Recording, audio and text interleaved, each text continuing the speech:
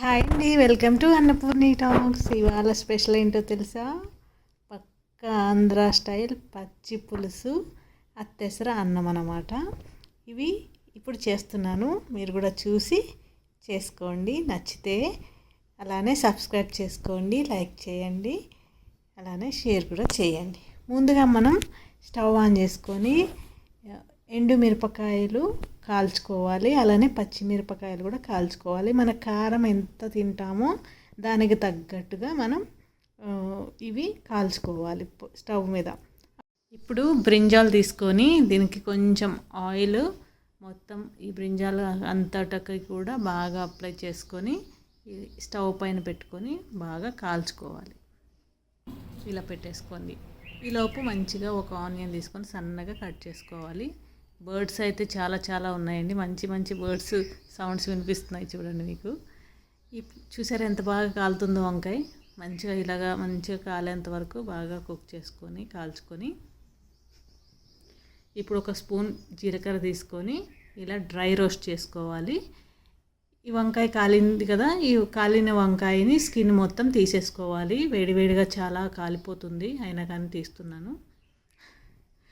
ఇప్పుడు ఈ స్కిన్ మొత్తం కూడా ఇలా మంచిగా ఎక్కడ కూడా ఏమీ లేకుండా అంతా తీసుకొని సన్నగా ముక్కలాగా కట్ చేసుకోవాలి. ఇది మాకు ఆంధ్రాలో స్పెషల్ అండి, చాలా చాలా బాగుంటుంది. కొన్ని కొన్ని పండగలకి చేస్తారు ఇది, నార్మల్ టైమ్స్లో కాకుండా ఏదో ఫెస్టివల్స్ అప్పుడు చేస్తారు. నేనైతే ఎప్పుడు పడితే అప్పుడు చేస్తాను. చూసారు కదా లోపల ఎంత బాగా కుక్ అయిందో, చాలా మంచిగా కుక్ అయిపోయింది.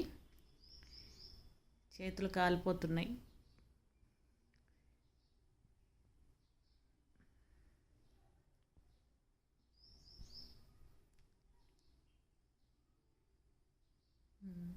ఇప్పుడు ఇలాగా మధ్యలో కూడా కట్ చేసుకోవాలి. ఇలా కట్ చేసుకొని ఇందాక నేను ఏదైతే పచ్చిమిర్చి, ఎండుమిర్చి, జీలకర్ర వేయించుకున్నాను, పచ్చిమిర్చి, ఎండుమిర్చి కాల్చుకున్నాను కదా, అవి కొంచెం కచ్చాపచ్చాగా మిక్సీ వేసుకున్నాను. కట్ చేసిన ఆనియన్స్ కూడా ఒక బౌల్లో వేసుకున్నాను. ఈ పేస్ట్ కచ్చాపచ్చగా చేసుకున్న పేస్ట్ కూడా ఇందులో వేసుకొని బాగా మిక్స్ చేయాలి. ఉల్లిపాయలు, అది పచ్చిమిర్చి, ఎండుమిర్చి, జీలకర్ర ఇది మొత్తం కలిసి బాగా చేతితో బాగా నలపాలి.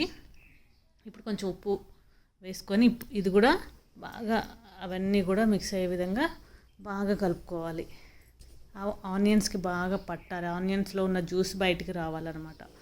ఇప్పుడు మనం కాల్చుకుని కట్ చేసుకున్న వంకాయని దీంట్లో వేసేసుకోవాలి. వేసుకొని కలిపేసుకోవాలి. కలుపుకొని ఇందాక చింతపండు మనం నానబెట్టుకున్నాం కదా, అది జ్యూస్ తీసి పక్కన పెట్టుకున్నాను. ఇప్పుడు అది వేసుకోవాలి దీంట్లో. ఇలా వేసుకొని ఒకసారి దీన్ని బాగా కలుపుకోవాలి. కలుపుకున్న తర్వాత మేమైతే ఇలా చిక్కగా దగ్గరికి చేసుకుంటాము. మీకు కావాలంటే వాటర్ కూడా యాడ్ చేసుకోవచ్చు ఎక్కువ. ఇది ఒక 1/2 కప్పు బెల్లం పౌడర్ యాడ్ చేస్తున్నాను.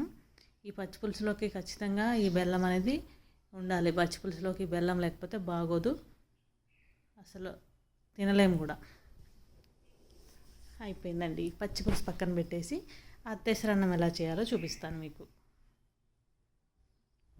ఓకేనా? ఇప్పుడు అత్తేసరన్నం ఎలా చేయాలో చూసేద్దాం పదండి. నేను ముందుగానే రైస్ కడుక్కొని పెట్టుకున్నానండి. ఇప్పుడు రైస్ కుక్కర్లో రైస్ కడిగి పెట్టేశాను. దీంట్లో వాటర్ తగినంత వాటర్ పోసుకొని సాల్ట్ వేసుకొని ఇది బాయిల్ చేసుకోవాలి. కొంచెం బాయిల్ అయ్యేలోపు మనం పెసరపప్పు నానబెట్టుకొని కొబ్బరి తురుముకొని పక్కన పెట్టుకోవాలి.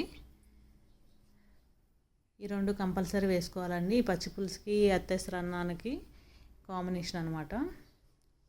ఈ కొబ్బరి ఏదైతే ఉందో దానిపైన బ్లాక్ కలర్ లేయర్ ఉంటుంది కదా, అది మొత్తం తీసేసాను నేను. అది తీసేసి తురుముకుంటున్నాను. అది ఉంటే నల్ల నల్లగా కనిపిస్తూ ఉంటుంది, అందుకని తీసేసాను. చూడండి, అలా ఆ విధంగా తురుముకొని పెట్టుకోవాలి. ఈలోపు మనం పెసరపప్పు యాడ్ చేసుకుందాం రైస్లో.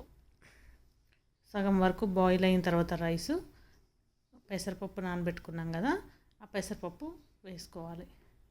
ఇదిగోండి, సగం బాయిల్ అయింది రైస్.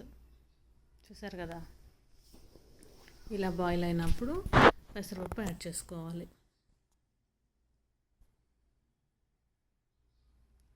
ఈ పెసరపప్పు వేసుకొని ఒకసారి మిక్స్ చేసుకొని మూత పెట్టుకోవాలి. ఇది ఒట్టిగా కూడా తినేయచ్చండి. నెయ్యి వేసుకొని, దీంట్లో సాల్ట్ ఉంది, పప్పు ఉంది, కొబ్బరి కూడా ఉంది కాబట్టి నెయ్యి వేసుకొని నార్మల్గా కూడా తినేయచ్చు, వేరే కాంబినేషన్ ఏం లేకుండా. ఇదిగోండి, ఇంతవరకు బాయిల్ అయింది కదా, 80% 70% అట్లా బాయిల్ అయిపోయింది. ఇప్పుడు మనం ఏదైతే తురుము పెట్టుకున్నామో ఆ కొబ్బరి తురుము దీంట్లో వేసుకోవాలి. తురుము మొత్తం దాంట్లో వేసేసుకొని మిక్స్ చేసుకోవాలి. పక్షుల సౌండ్ వినిపిస్తున్నాయి వెనకాల, వినండి. మా ఇంటి దగ్గర చాలా పక్షులు ఉన్నాయి అన్నమాట. ఇంటి దగ్గర కాదు, ఇంటి చుట్టూ చెట్లు ఉన్నాయి, ఆ చెట్ల మీద ఉన్నాయి.